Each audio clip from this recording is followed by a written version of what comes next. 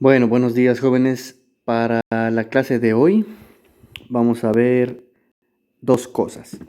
En la primera parte de esta clase vamos a resolver una duda de la guía que me comentaron algunos de sus compañeros, ya que su examen, según entiendo, es la siguiente semana.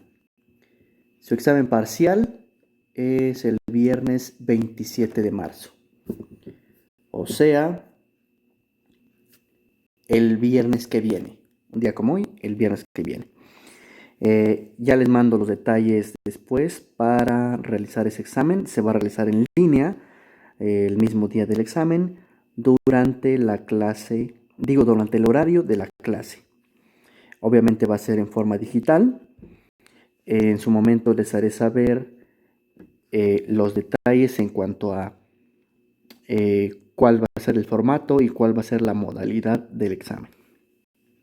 Bueno, primero resolver esta guía que dice lo siguiente.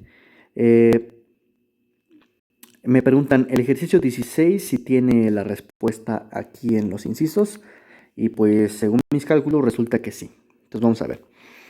Me dice cuál es el incremento de la energía interna de un sistema si se le suministran 8000 calorías para que realice un trabajo de 20.000 joules. Bueno, primero tendría yo que escribir todo en las mismas unidades. En este caso me dan las respuestas, pues voy a pasar de calorías a joules. Los datos que me dan pues son el calor, que son 8000 calorías, y el trabajo que realiza el sistema, aquí está, que son 20.000 joules. Entonces se queda como positivo. Pasamos 8000 calorías a joules utilizando esta identidad, que una caloría son 4.2 joules. Y entonces, haciendo la multiplicación, me da 33.600 joules. ¿Cuál es la fórmula que vamos a utilizar en estos problemas? Es esta que se llama segunda ley de la termodinámica. Lo que me dice es la relación que existe entre el calor, el trabajo y la energía interna de un sistema. Tener cuidado de que este es el incremento del calor del sistema, este es el trabajo realizado por el sistema y este es el incremento de la energía interna del sistema. En este caso lo que me piden es el delta U. Si lo despejas obtienes esta ecuación. Sustituyendo los datos te queda esta resta tal cual, que al final de cuentas te da 13.600 joules. O sea, correspondería con el inciso A. Bueno, una vez aclarada esta duda, vamos a continuar entonces con un tema nuevo para seguir avanzando en estos días de clases en línea. Lo que vamos a hacer es lo siguiente. Vamos a avanzar para cubrir los temas necesarios para el examen de cuarto periodo. Para esto ya vimos ley de Coulomb, que es parte de electromagnetismo. Vamos a terminar esta parte del electromagnetismo con ley de Ohm y circuitos. En la clase de hoy vamos a ver simplemente la ley de Ohm, algunos ejemplos y la definición de potencia eléctrica.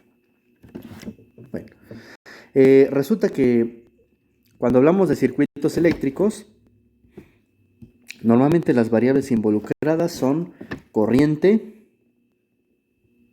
que vamos a llamarle I, voltaje o diferencia de voltaje, que vamos a llamarle V, y resistencia eléctrica, que vamos a llamarle R. La ley de Ohm lo que me dice es la relación entre estas tres variables, y dicha relación está dada por esta ecuación, que la corriente que circula a través de un conductor es igual al voltaje que atraviesa el conductor entre la resistencia del conductor. El voltaje al final de cuentas tiene que ver con la energía eléctrica que circula por el conductor, y la resistencia tiene que ver con qué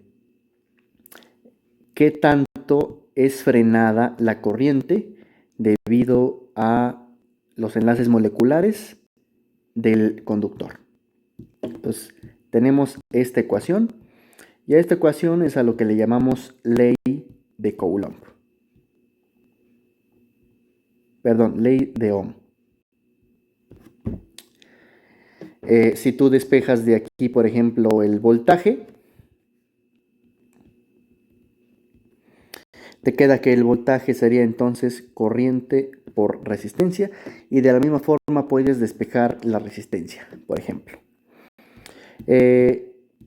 Cuando hablamos de estas cantidades, es necesario definir en qué unidades se van a medir. La corriente eléctrica la vamos a medir en amperes. El voltaje lo vamos a medir en volts. Y la resistencia lo vamos a medir en ohms. Bueno, algunos ejemplos muy simples de esta ecuación son los siguientes. Por ejemplo, ¿cuál es la intensidad de corriente que circula por un conductor de 30 ohms de resistencia cuando en sus extremos se aplica una diferencia de potencial de 120 volts? Bueno, primero, pues los datos que me está dando este enunciado es la resistencia, que son 30 ohms. Me está dando el voltaje, que son 120 volts. Lo que me pide es la corriente. De la ley de Ohm, que la tengo aquí arriba, directamente me dice que la corriente es voltaje entre resistencia. La fórmula es corriente igual a voltaje entre resistencia, que cuando sustituyes, pues te queda 120 volts entre 30 ohms. Si haces esta cuenta, te da 4. Como hemos definido las unidades que aparecen acá, cuando manejas el voltaje en volts y la resistencia en ohms, la corriente te va a dar en amperes. Entonces los resultados son 4 amperes. Siguiente ejemplo. Si me dicen que una intensidad de corriente son 4.5 amperes, que circula por un conductor de 18 ohms, yo quiero calcular la diferencia de potencial aplicado en los extremos del conductor. ¿Qué quiere decir con la diferencia de potencial? Pues significa el voltaje. Entonces, ¿cuáles son los datos que me está dando? Me está dando la corriente, son 4.5 amperes. Me está dando la resistencia, que son 18 ohms. Y lo que me pide es la diferencia de potencial. La fórmula, lo que me dice es que corriente es voltaje entre resistencia. Si tú despejas el voltaje, pues te queda claramente corriente por resistencia. Y que cuando sustituye los datos te queda 4.5 amperes por 18 ohms. Si haces esta cuenta, te queda 81 volts. Ese sería el voltaje o la diferencia de potencial, que son sinónimos, que atraviesan un conductor. Bueno, para terminar, vamos a ver rápidamente qué es la potencia eléctrica. La potencia eléctrica la asignamos en símbolo P y no es otra cosa que el voltaje por la corriente. Al final de cuentas, la potencia en general, la potencia se define como energía por unidad de tiempo. En este caso, debido a que la corriente la podemos ver como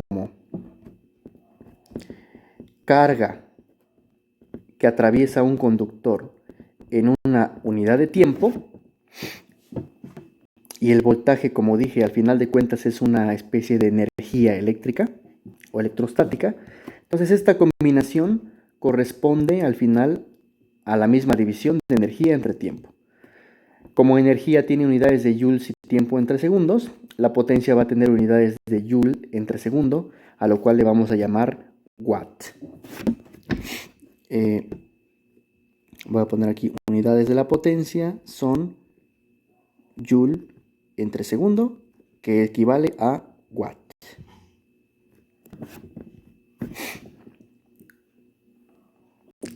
A veces usamos kilowatt o megawatt, depende. Bueno, si nosotros utilizamos, aquí déjenme encerrar esta fórmula que es la importante. Si nosotros utilizamos la ley de Ohm, que es esta fórmula que tenemos arriba y la sustituimos en la fórmula de la potencia, en esta de acá, vamos a obtener lo siguiente. Entonces, usando que voltaje es corriente por resistencia, entonces la potencia nos queda como voltaje por corriente, o sea, corriente al cuadrado por resistencia.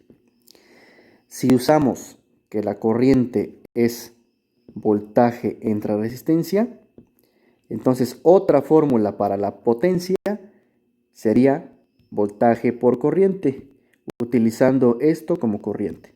Entonces, si multiplicas esto por corriente, por voltaje digo, te queda voltaje al cuadrado entre R. Entonces, estas tres fórmulas son útiles, que al final de cuentas simplemente consiste en combinar la ley de Ohm y la fórmula para la potencia. Entonces, les recomiendo que si se van a memorizar algo, simplemente se memoricen la fórmula de potencia eléctrica y la fórmula de la ley de Ohm. Dos ejemplos ya para terminar. Por ejemplo, ¿qué potencia desarrolla un motor eléctrico si se conecta a una diferencia de potencial de 150 volts para que genere una intensidad de corriente de 6 amperes? Entonces, los datos que me está dando son la diferencia de potencial, que ya dijimos que equivale a los volts, 150 volts. Me da una intensidad de corriente de 6 amperes. Lo que me pide es la potencia. Pues directamente la fórmula para potencia dijimos que es voltaje por corriente, que cuando sustituyes te queda 150 volts por 6 amperes.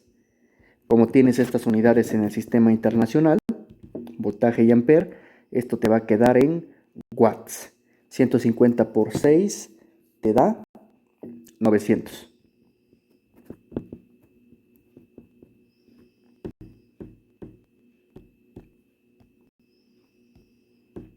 Listo. Último ejemplo, ya para terminar esta clase, dice lo siguiente. Un calentador eléctrico tiene una resistencia R y se conecta a una diferencia de potencial B y genera una potencia eléctrica P. O sea, aquí me está dando datos arbitrarios. Si la diferencia de potencial se reduce a la mitad, ¿qué sucede con la potencia generada por el calentador? Bueno, entonces voy a poner aquí una especie de datos que en realidad simplemente son valores arbitrarios.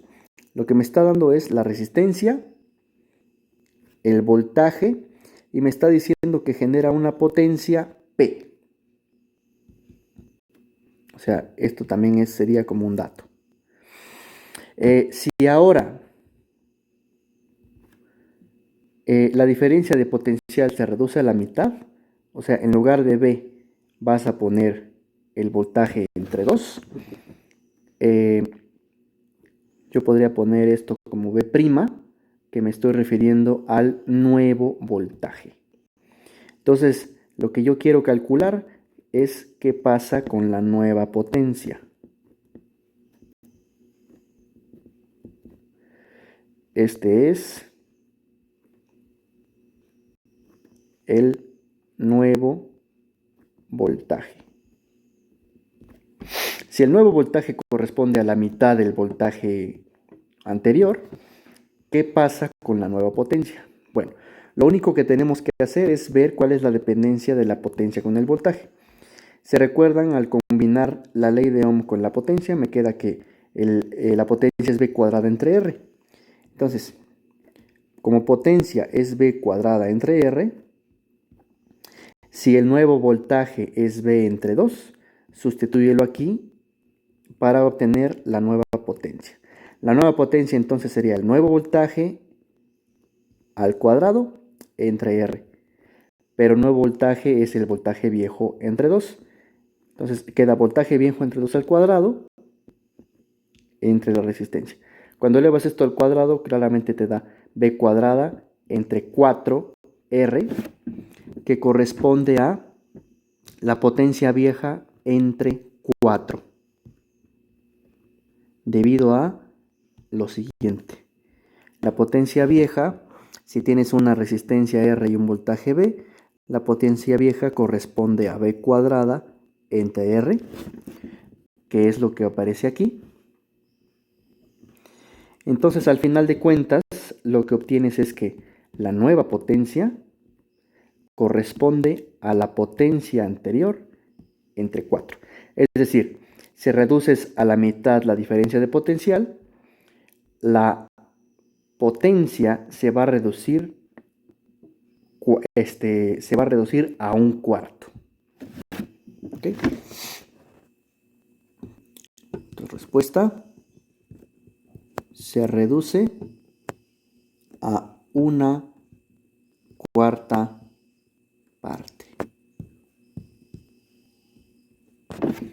Y listo. Yo creo que con esto es suficiente para la clase de hoy. Voy a dejarles 2 ejercicios para que los suban antes del miércoles que viene. Y el miércoles lo que voy a hacer es resolver dudas que haya de la guía, si es que sigue habiendo. Mándenme sus dudas a mi correo. De esa forma, el miércoles, más bien el martes, yo preparo ejercicios ilustrativos o bien aclaro dudas de la guía, pero necesito que me manden las dudas antes del martes para que yo el martes prepare la clase del miércoles. Si no hay dudas, pues voy a continuar con los temas que estamos viendo el miércoles. Y el viernes, recuerden que el viernes es su examen. Lo más probable es que yo les mande el documento por correo, el documento con los enunciados, y que les dé el mismo tiempo de la clase del viernes para que lo resuelvan, es decir, de 10 a 11:45 me parece, ¿verdad? Entonces ese horario va a ser específico para el examen, el examen parcial, el viernes que viene. Van a tener ese tiempo para resolverlo, tomarle foto y subir ese documento en formato PDF a Moodle. Cualquier duda, de todas formas, me la pueden hacer llegar por correo. Por hoy terminamos la clase. Hagan los ejercicios que les dejo en la sección de Moodle para el miércoles y nos vemos el miércoles. Hasta luego.